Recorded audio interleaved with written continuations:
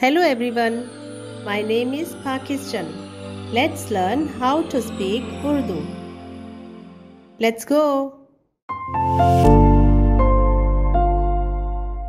आज आज आज नहीं नहीं नहीं रास्ते में रास्ते में रास्ते में दोबारा दोबारा दोबारा बोलना बोलना बोलना पैगाम पैगाम पैगाम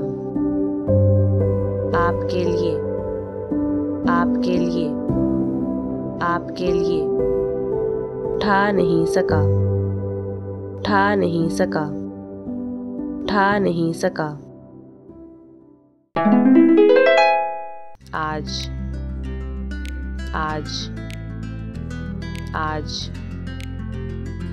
नहीं नहीं नहीं रास्ते में रास्ते में रास्ते में दोबारा दोबारा दोबारा बोलना बोलना बोलना पैगाम पैगाम पैगाम आपके लिए आपके लिए आपके लिए ठा नहीं सका ठा नहीं सका ठा नहीं सका